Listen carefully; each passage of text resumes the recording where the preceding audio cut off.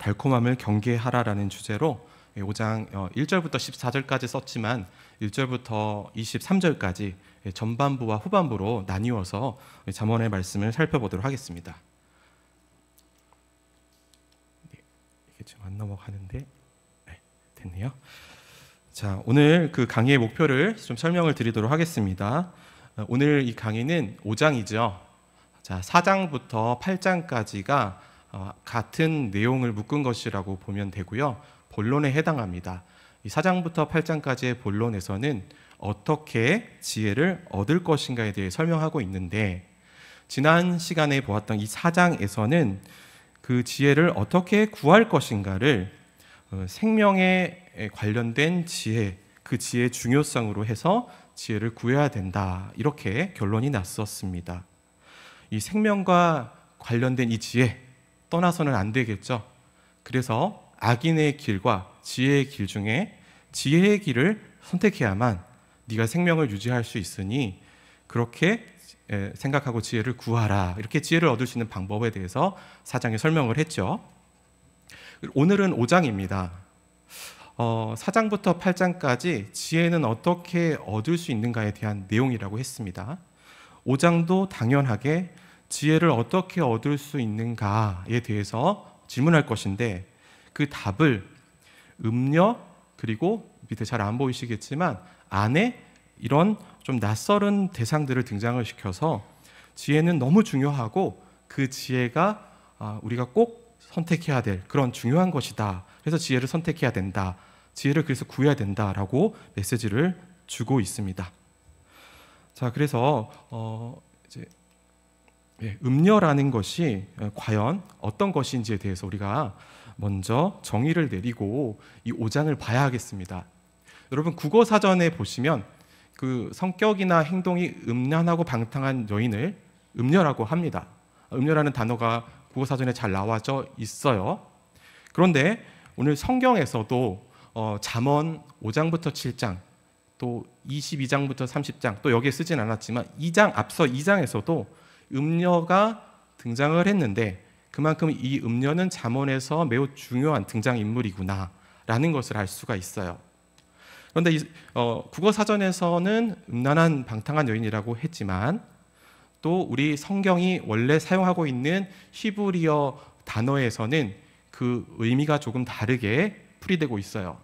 자, 음녀라는 단어는 히브리어로 자르라고 하는데요, 낯설다, 다르다, 이상하다라는 뜻을 가지고 있습니다. 그래서 우리가 이 성경을 연구하는 사람들이다, 성경을 내가 깊이 알고 싶다라고 한다면 번역이 된 것도 참 우리에게 큰 의미가 있겠으나, 먼저는 더 중요한 번역이 있다는 것을 아실 때에 문자적인 번역으로 돌아가는 것이 좋습니다. 그래서 사실 저 음녀의 뜻은요, 낯설은 여인, 이상한 여인, 또 밖에서 들어온, 외부에서 온 여인이라는 뜻을 가지고 있어요.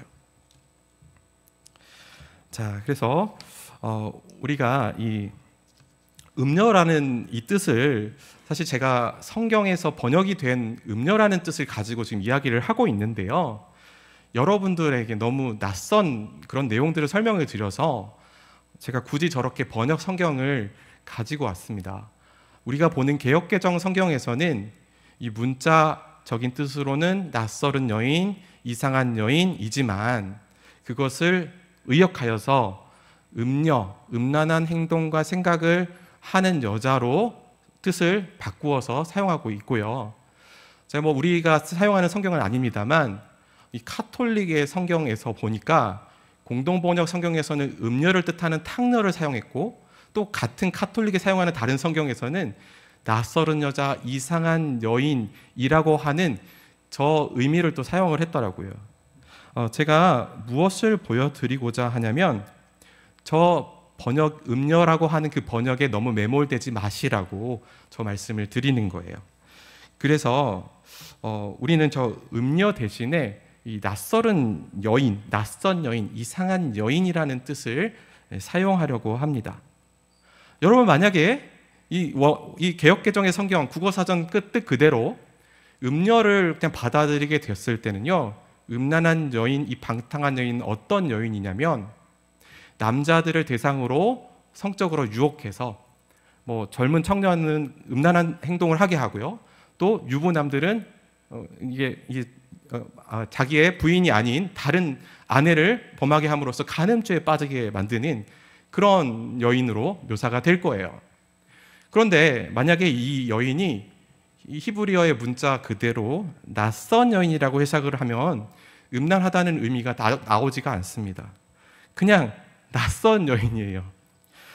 지금까지 살아온 것과 다른 것을 말하고 다른 행동을 보여주는 그런 낯선 여인이에요. 우리가 지나가다가 외국인을 만나면 받는 그런 느낌 있죠. 다른 세계에서 온 것 같은 그런 낯선 여인의 이미지입니다. 자, 그래서 이 낯선 여인은 어떤 자이냐? 이 낯선 여인은 바로 결혼을 하지 않은 청년들, 미혼의 젊은이들을 대상으로 그 마음을 유혹해서 흔들어서 그의 마음을 혹하게 하는 그런 역할을 하는 그런 일을 주로 하는 여인입니다. 그래서 이 아버지가 아들들에게 가르침을 주고 있잖아요. 이 아들들은 특히나 이 낯선 여인을 이 음녀를 조심해야 되는 거고요. 그래서 사실 이 잠언 5장을 읽는 대상은 유부남들이 아니라 아직 결혼을 하지 않은 미혼의 청년들이 이 여자 유혹에 이제 쉽게 노출되어진 이 미혼의 청년들이 그 마음을 빼앗길 수 있다라는 거예요. 젊은 남자에게 아버지가 가르침을 잘 줘서 뭘 하라고 이 가르침을 주겠습니까? 젊은 남자가 뭘 해야 돼요? 장가 가야죠. 결혼과 관련되어서 어떤 선택을 해야 할지를 가르쳐주는, 그래서 아버지 가르침을 잘 받아서 결혼에 골인하는 그런 그림을 사실 지금 주고 있는 것입니다. 사실 음녀라고 하는 이 뜻으로 많이들 성경을 해석하고 설교를 많이 들었기 때문에 사실 이 음녀라고 하는 해석을 하는 학자들도 있어요. 그게 뭐 잘못됐다 그런 것은 아닙니다만, 자, 저 음녀가 간음을 범하게 하고 순수한 젊은 청년을 음란에 빠지게 하는 죄를 그렇게 범하게 하는 대상이다라고 한다면 그 해석은 어떤 해석을 따라가는 것이냐면 바로 그 당시에 고대의 사회의 그 법을 따라가는 것입니다.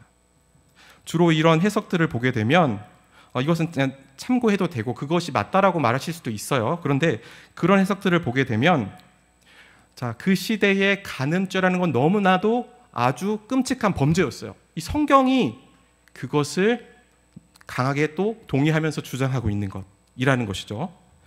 자, 고대에서도 그 간음이 큰 죄였고 그 죄의 결과는 죽음으로 형벌로 갚아야만 했던 겁니다. 그래서 우리 성경에서도 그런 그 사회 법의 메시지를 그대로 담아서 너희들이 이 간음죄를 음녀에 빠져서 간음죄를 범하게 되면 죽을 수 있으니 그런 음녀를 따라가지 말라는 그런 도덕적인 메시지로 해석이 되어질 여지가 굉장히 많이 있다라는 것이죠. 여러분 이 잠언이 속담이나 격언이 아니라는 것은 내내 강조하고 있지 않습니까? 그런데 만약에 이런 식의 고대 사회의 법을 이게 더 지지하는 거고 이게 맞다라고 보충하는 거라고 하면 이건 그냥 음란한 여인을 행동을 본받지 말고 그거 하지 말라 정도의 메시지가 될 거예요.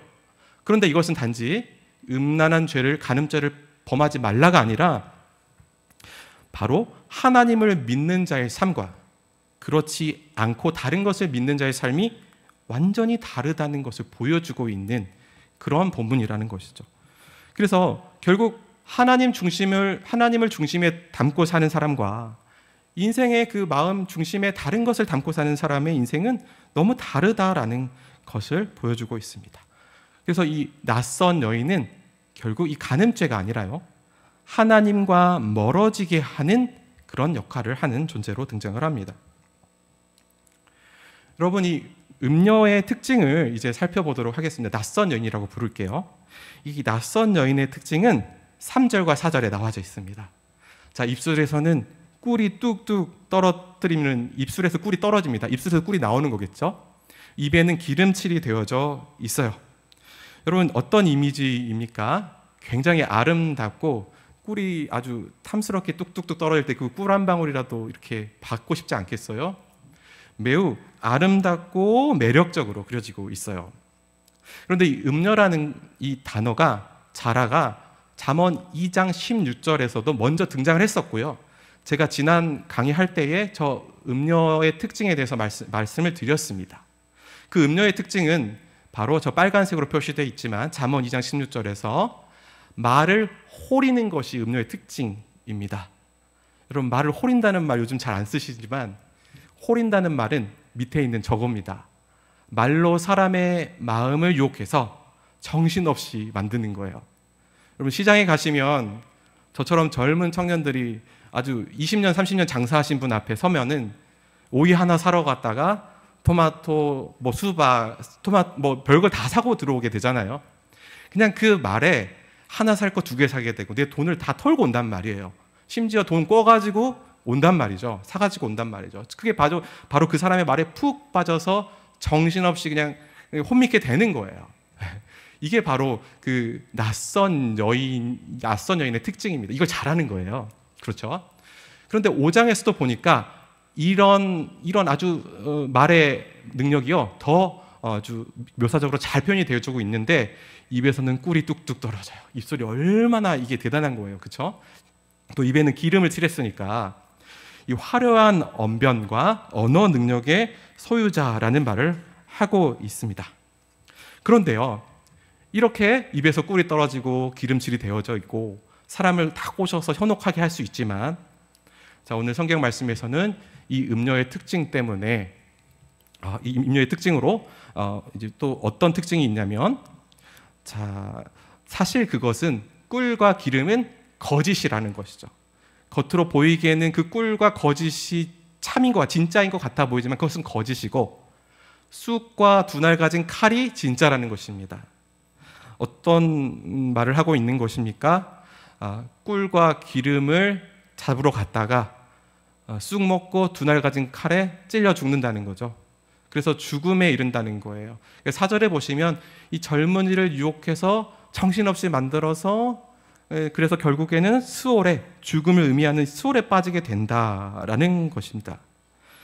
여러분, 저 낯설은 여인이 조금 더 익숙한 여인으로 바뀌고 되시는 중이신지 모르겠는데요, 이상한 여인에게 마음을 뺏기게 되면 이 처음에는 되게 매력적인데요, 그것이 결국에는 거짓이고 그 매력은 곧 치명적인 죽음의 위협으로 나를 죽게 만든다라는 거예요.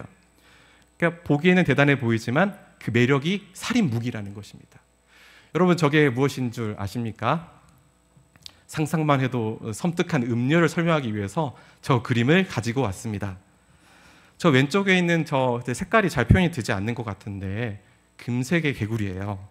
아마존의 밀림에 가시면 저 귀엽고 깜찍한 개구리들을 만날 수 있습니다. 저 개구리를 어린아이라고 한다면 손으로 덥석 잡을 것이고요, 그 어린아이가 못 잡는다고 그러면 아빠에게 그 개구리 잡아달라고 할 거예요.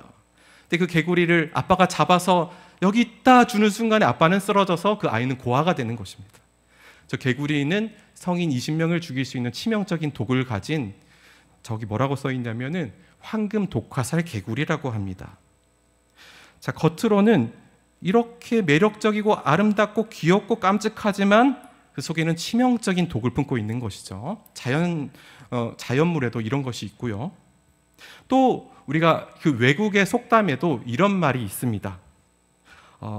셰익스피어라고 하는 그 아주 위대한 문호가 했던 말이에요. 반짝인다고 다 금은 아니다 라고 하는 그런 격언이 있습니다. 저도 이 책을 잘 몰라서 좀 찾아봤더니 사실 이 내용이 이런 것입니다. 한 부유한 상속녀가 있어요. 오늘로 치면은 여러분들이 알만한 S그룹, L그룹의 재벌녀이겠죠. 재벌 상속녀. 이제 그 결혼을 해야 할 이런 결혼 정년기의 여인이겠죠. 그런 여인에게 청년들이 구혼을 합니다. 그런데 이 부유한 상속녀와 결혼을 하기 위해서는 아버지가 준 유언을 따라서 세 가지 함을 내어놓을 때 결혼할 수 있게 하는 그 함이 있어요. 그 함을 선택을 할 때에만 이 부유한 여인과 결혼할 수가 있습니다. 그 함에 이 여인과 결혼할 수 있다라고 하는 쪽지가 적혀져 있단 말이죠. 그런데 많은 사람들이 그 결혼에 실패합니다. 왜냐하면 대부분의 청년들이 금함과 은함을 골랐기 때문이에요. 다른 마지막 납으로 된 함에 이 여인과 결혼할 수 있어라는 쪽지가 적혀 있지만 대부분 다 금 이것을 보고 금의 그 매력적인 것에 속아서 금함을 열었습니다. 그랬더니 거기에 뭐라고 써 있냐면 반짝인다고 다 금은 아니다라는 쪽지와 해골이 들어져 있었다는 거예요. 여러분, 이 금으로 된 함에 들어 있었던 이 쪽지의 메시지가 베니스의 상인이라고 하는 작품인데요. 그 작품의 주제를 요약하고 있습니다. 세상에 보이는 것이 다가 아니고 겉과 속이 다른 것들로 이 세상은 가득 차 있다라는 것입니다. 사실 이 스토리에는 반전이 있어요. 이 청년이 그 부유한 재벌 처녀를 너무 좋아서 구원을 해서 순수한 사랑을 보여주는데요. 그 재벌 처녀는 사랑한다, 너를 내가 구해준다라고 이렇게 행동을 하지만 사실 거기에는 그 청년을 시험하고 속이고 거짓으로 이렇게 테스트하는 그런 사실들이 나중에 밝혀지게 되어집니다. 결국 우리들은 뭘 깨닫게 됐냐면 세상에 믿을 여자 하나 없네. 세상에 믿을 인간 하나도 없네. 세상은 거짓과 속임수로 가득 차 있다는 것을 저 격언을 통해서 대표하고 있고요. 그렇게 깨닫게 된다는 말이죠. 그런데 저 독화살 개구리 그리고 이 세상의 부조리 이런 것들을 통하여서 우리는 이 세상이 거짓과 속임수로 가득하다는 정도로 우리가 이해하는 것이 아니라 성경을 보니까 사실 세상의 부조리를 고발하는 정도가 아니라 더 위협적이고 무서운 것이 있다는 것입니다. 그것이 바로 이 음녀, 이 낯설고 이상한 여인이 하는 행동인데요. 이 여인은 이 세상에서뿐만 아니라 하나님 안에 있는 그 자들을 대상으로 활동을 해요. 그래서 하나님의 영역과 세상의 영역을 왔다 갔다 하면서 이 믿는 사람들을 유혹해서 자꾸만 자신의 영역으로 데리고 가는 역할을 하는 것입니다. 믿는 사람들은 자신이 하나님 믿는 순간 어떻게 살아야 되는지를 어느 정도는 알고 있어요. 내가 하나님 말씀 중심으로 살아야지, 하나님 외에 다른 걸 섬기면 안 돼야지 알고 있어요. 그런데 저 낯설은 여인은 그 길이 유일한 길이 아니고 이런 길도 있다라고 아주 매력적으로 보이고 전혀 나빠 보이지 않는 그런 방식을 제시를 해요. 그리고 그 길을 나와 함께 지혜롭게 한번 가보자. 이게 더 지혜로운 길이야 라고 가보자고 합니다. 그런데 그 여인의 가르침을 따라서 갔을 경우에는 이 믿는 사람들, 이 젊은이들이 어떻게 되는 거예요? 넘어지는 것입니다. 바로 하나님의 말씀의 나침반이 아니라 낯선 여인의 가르침을 길잡이 삼으면 저 셰익스피어가 말했던 세상의 부조리를 경험하여서 공허해지고 허탈해지고 배신감을 느끼는 정도가 아니라 하나님의 길, 생명의 길을 떠나서 사지에 내몰리는 이 죽음의 길을 경험하게 된다는 것입니다. 그래서 14절 말씀에 아버지의 훈계는 염려로 끝납니다. 우리 14절 말씀 한번 읽어보실까요? 시작. 많은 무리들이 모인 중에서 큰 악에 빠지게 되었노라 하게 될까 염려하노라. 네. 자, 이렇게 해서 전반부는 1절부터 14절까지는 음녀를 경계해야 된다는 메시지를 주고 있어요. 자, 음녀는 탁월한 언어 능력으로 사람들을 자꾸 엉뚱한 것으로 인도하고 있어요. 자, 그러면 후반부에서는 무슨 이야기를 주고 있느냐? 그런데 이때 조금 다른 주제들을 주고 있죠. 바로 새로운 등장인물이 등장을 하고요. 그리고 그것으로부터 얻을 수 있는 기쁨이라는 것이 등장을 합니다. 여러분, 1절부터 14절까지 등장하지 않았던 한 존재가 후반부에 등장을 하고 있어요. 우리 18절에서 한번 찾아보실까요? 어떤 존재가 등장을 하나요? 두 글자로 바로 아내입니다. 아내. 18절을 함께 읽어보시죠. 시작. 내 셈으로 복되게 하라. 내가 젊어서 취한 아내를 즐거워하라입니다. 딱 한 번 나오고 있지만, 자, 이 아내가 등장함으로 해서 이 주제가 아내 중심으로 꾸려지고 있다는 걸 우리가 볼 수가 있죠.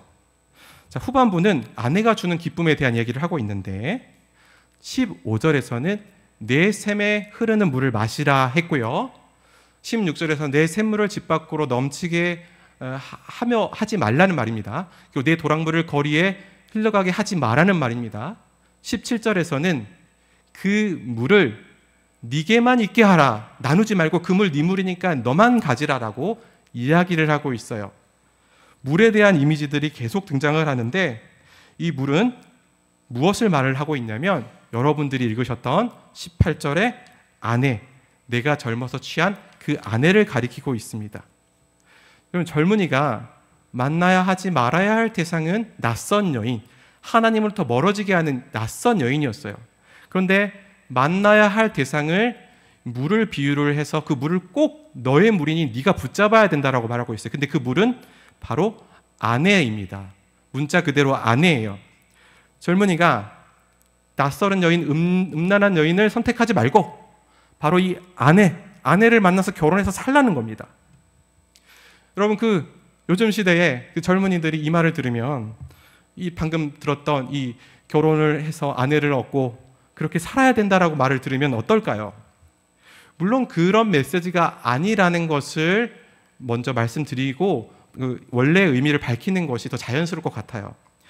저 메시지는 아마도 젊은 세대들에게 결혼해라라고 주는 메시지는 아닐 것입니다. 요즘 3폰에 6폰에 9폰에 M4 세대가 많죠. 그런데 3포부터 9포까지 공통적으로 들어가는 포기하는 것들이 있어요. 내가 돈이 없어서 포기해야 되는 가장 공통적인 두 가지가 있어요. 그게 무엇이냐면 연애와 결혼입니다. 다음 세대에게, 이 젊은이들에게 돈이 없어서 포기해도 되는 것 1번, 2번이 연애와 결혼이에요. 연애와 결혼은 당장 안 해도 되는 일로 여기는 것이죠. 근데 이게 만약에 M4 세대에게 들려주는 교훈이라고 한다면 그들이 이 말을 듣고 귀나 까딱이나 하겠어요. 이게 전혀 씨알이 맥히지 않겠죠. 다행인 것은 그런 의미가 아니라는 겁니다. 그러면 젊어서 취한 그 아내를 즐거워하라라는 말은 무슨 말일까요? 그것은 저 비유가 결혼이라는 비유를 가지고 말을 하고 있고, 그래서 저 젊은이가 어떤 여인을 선택할지에 대한 문제를 지금 받았고 거기에 답을 해야 된다는 상황을 생각하시면 되겠어요. 이 젊은이는 낯설은 여인, 음녀를 선택할 수도 있어요. 또한 이 아내를 선택할 수도 있습니다. 너 이상한 여인, 저 음녀라고 불리는 이상한 낯선 여인과 만나서 살래? 아니면 너 아내라고 부르는 저 여인과 만나서 살래? 이 질문을 던지는 거예요. 그런데 성경은 오늘 뭐라고 하고 있냐면 전반절에 보니까 낯선 여인은 경계 대상이나 아내는 어떤 존재이냐면 복된 존재다라고 말하고 있습니다. 18절 앞부분에 보면 내 셈으로 복되게 하라 했습니다. 셈이 복을 주는 거예요. 아내는 복을 주는 존재입니다. 아내 그 자체가 복입니다. 이 말에 동의하십니까? 아멘. 아내를 표현하는 더 아름다운 수사구가 등장을 하죠. 19절에는 그 아내를 심지어 암사슴 아름다운 암노루 같다고 표현을 해요. 성경적인 표현입니다. 아내를 암사슴 암노루라고 표현하시면 굉장히 좋아하셔야 합니다. 네, 집에서 꼭 한번 해보시기 바랍니다. 그런데 이것은 최고의 그 복을 준다는 표현입니다. 아내가 최고의 복을 줄 수 있는 존재라는 표현이에요. 아내는 이렇게 복을 주는 존재인데요. 그래서 이 복을 주는 아내를 선택해서 결혼해서 살게 되면요, 어떤 일이 벌어지는지를 19절부터 23절까지를 묘사를 하고 있는데요. 자, 다 볼 수 없어서 19절을 한번 읽어보면요. 그는 사랑스러운 암사슴 같고 아름다운 암노루 같으니 너는 그의 품을 항상 족하게 여기며 그의 사랑을 항상 염모하라. 아내 바라기가 애처가가 되는 것이죠. 아내가 가는 곳에 나도 가고 그의 품에 꼭 감겨져 있는 그런 그림이에요. 또 23절만 또 보시면요. 그는 훈계를 받지 아니함으로 말미암아 죽겠고 심히 밀어나로 말미암아 혼미하게 되느니라라고 했는데요. 사실 이 혼미하게 되다라고 하는 표현도 사실 지금 아내에게 대하여서 사용되는 표현으로 여기 번역으로는 좀 이해하기 어렵습니다만은 같은 의미로 사용이 되어지고 있어요. 그 사랑을 연모하다, 그리워하고 내 마음에 품는 것과 혼미하게 되는 것이 사실 같은 단어로 표현이 되어지고 있는데, 뭐 복잡한 걸 떠나서 지금 여기서 무엇을 말하고 있냐면 그 아내를 선택해서 결혼해서 그 아내를 항상 그리워하게 되고 그 아내 때문에 혼미하게 되어서 살게 된다라는 겁니다. 그 아내를 선택하게 되면 그렇게 된다라는 거예요. 마치 뭔가에 빠져서 비틀비틀거리는 그런 모습 있죠. 여러분 이것은 누구의 예를 들기도 어렵겠지만 많이들 이제 드라마에서도 나오고 우리가 경험을 했던 이야기지만 신혼을 이제 막 겪고 있는 그 신혼 부부의 모습이 어떻습니까? 냉장고에 리모컨 두고 나오고 뭐 핸드폰을 안 들고 간다든지 좀 나사가 풀려 있죠. 왜 그럴까요? 님을 너무 사랑하고 연모하는 마음에 생활이 엉망이 된 거예요. 그렇죠? 거기에 집중해가지고 비틀비틀 완전히 빠져가지고 그 즐거움에 취해가지고 뭐 핸드폰 하나 놓는 거, 돈 잃어버리는 거 대수도 아닌 거예요. 나사 빠진 채로 산다는 그런 표현이 가장 맞을 것 같아요. 바로 이 남녀 간에 아주 깊은 사랑의 그런 관계들로 만족감에 누르며 살고 있는 것을 아내가 주는 기쁨으로 그렇게 표현을 하고 있는 것입니다. 여러분, 결국 이 음녀를 경계하고 이 아내를 선택하라라고 하는 메시지를 주고 있습니다. 오늘 말씀을 맺도록 하겠습니다. 자, 오늘 잠언의 5장의 전반부에서는 젊은이여 이 음녀 낯설고 이상한 여인을 경계하라 했습니다. 후반부에서는 네가 저 아내를 취할 때 네가 만족하게 될 것이다라고 말을 했습니다. 결론은 앞일까요, 뒤일까요? 바로 뒷부분이겠죠. 아내를 선택할 것을 말을 하고 있습니다. 그 아내는 바로 지혜입니다. 참된 지혜입니다. 여러분 그 시편에서 시편 1편의 말씀을 이제 다시 보면 다르게 보이실 겁니다. 시편 1편 1절은 무엇에 대하여 말하고 있냐면요, 믿는 자, 하나님 안에 있는 자의 그 상태에 대해서 말하고 있는 거예요. 처음에 뭐라고 표현을 하고 있어요? 복 있는 사람이라고 합니다. 여러분 잠언 5장을 보니까 복 있는 사람은, 지혜를 만난 사람은 복 있는 사람이라고 표현을 해요. 그 아내를 취한 사람입니다. 복 있는 사람은. 그리고 그는 어떤 사람입니까? 악인들의 꾀를 따르지 않으며 죄인들의 길에 서지 않는 사람입니다. 자꾸 이 낯설은 여인이 나한테 자기 세계로 오라고 초대를 해요. 너 그렇게 사는 것보다 이렇게 사는 게 더 지혜로워라고 나를 자꾸 꼬셔요.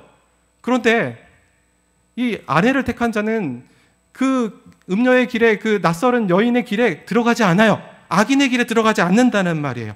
그러니까 죄인들의 길에 서지 않는 거예요. 복 있는 사람은 죄인들의 길에 서지 않습니다. 그리고 이 젊어서 아내를 취한 그 젊은이는요, 어떻게 되냐면 즐거워하는 것입니다. 왜냐하면 지혜라는 아내가 이 사랑의 관계 안에서 너무 큰 즐거움을 주기 때문에 거기에 나사 하나 빠져서 사는 것처럼 혼미하게 되어 사는 거예요.